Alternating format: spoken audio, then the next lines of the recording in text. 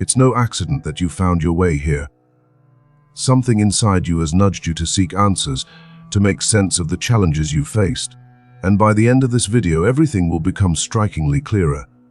You are a kind-hearted, compassionate person, always willing to lend a hand, yet at times it seems as if your kindness goes unappreciated. Why do some treat you with condescension or fail to recognize the respect you extend? You would expect that by being kind, you'd foster stronger connections, that your gestures would be reciprocated, yet too often, they seem to bring the opposite effect. Instead of receiving the respect you deserve, it feels like you are ignored, taken advantage of, or even belittled. It's not just bad luck, it's a precise dynamic rooted in human psychology. Carl Jung spoke of the shadow, the hidden side of the mind that often manifests in unexpected ways. And one such manifestation is precisely the contempt directed towards those who fail to set clear boundaries. Today, you will learn the 5 reasons why your kindness may be causing others to lose respect for you. And most importantly, how to protect yourself without changing who you are. The kinder you are, the more superficially people will relate to you. You try to be respectful, understanding, and generous, yet there is always someone who seems to take you for granted, ignore you, or even exploit your goodwill. You've been taught that being kind means doing the right thing, so why does it often lead to a lack of respect? And why do you sometimes feel undervalued? The answer is simple. Kindness, when it lacks boundaries, is not always seen as a virtue. Instead, it can be perceived as an opportunity. Now, let's explore the 5 reasons why your kindness has led to being underestimated by those who fail to recognize the true value of your generosity. Reason 1. Boundless kindness is seen as weakness.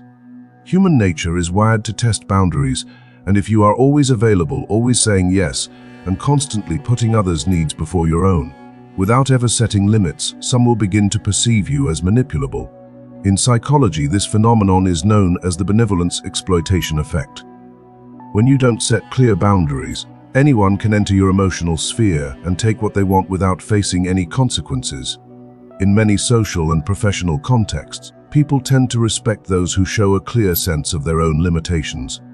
On the other hand, those who always appear available are often seen as someone others can rely on without having to give anything in return. This can result in your kindness being abused, not out of malice, but because your constant availability diminishes your perceived value. The solution is not to stop being kind, but to learn how to firmly define and communicate your boundaries. Jung said that no one can have a clear conscience without understanding their shadow. When your kindness lacks boundaries, you not only allow others to take advantage of you, but you also suppress the more assertive and conscious side of yourself. The shadow is not just the set of repressed impulses, but also the qualities we fail to acknowledge, such as the ability to say no or to protect our space. If you do not learn to balance your generosity with healthy self-defense, others will begin to see you as someone they can exploit at will, rather than a person with their own inner strength. Reason 2. Your kindness reflects the insecurities of others. There are individuals who are unable to receive kindness without suspecting ulterior motives. Your kindness acts as a mirror that exposes their inability to give without expecting something in return. Those who have built a defense mechanism around cynicism and mistrust may view your authenticity as a threat. Your presence becomes a silent reminder of another way of living, one in which not everything is based on calculation and self-interest. Instead of embracing this awareness, they reject it with indifference or contempt. For some, your generosity forces them to confront their own selfishness or unresolved emotional wounds. People who have been hurt in the past may have developed a deep distrust of others, thinking that kindness always has an agenda behind it.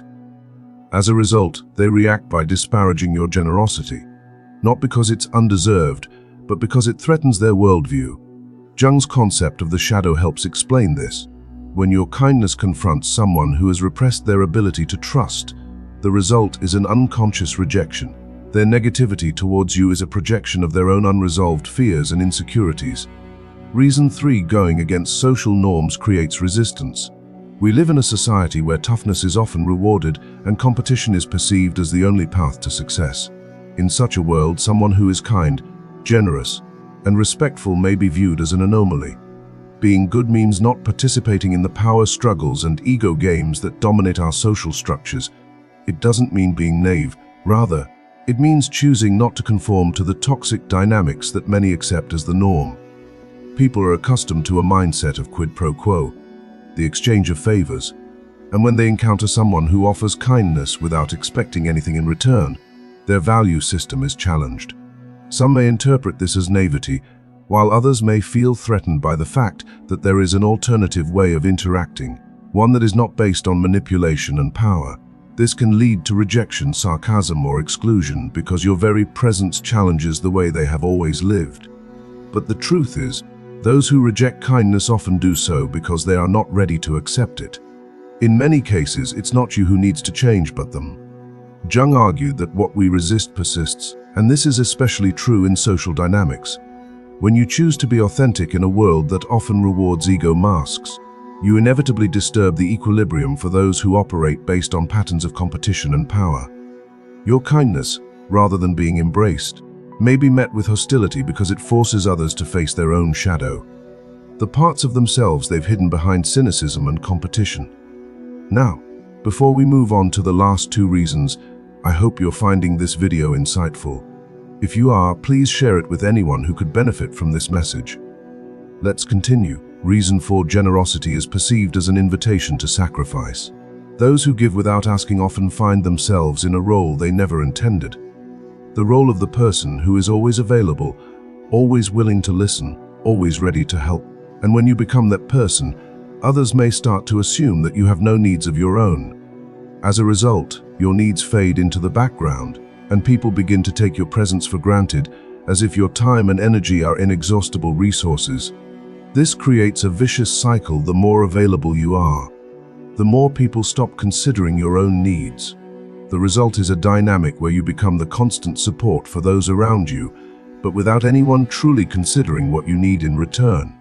This happens because your generosity is seen as a constant and unchanging feature, and people become accustomed to receiving without questioning whether you need anything in return. The truth is, respect isn't earned only through kindness, it also comes from the ability to say no. You cannot be a pillar of support for others if you do not first protect your own emotional balance.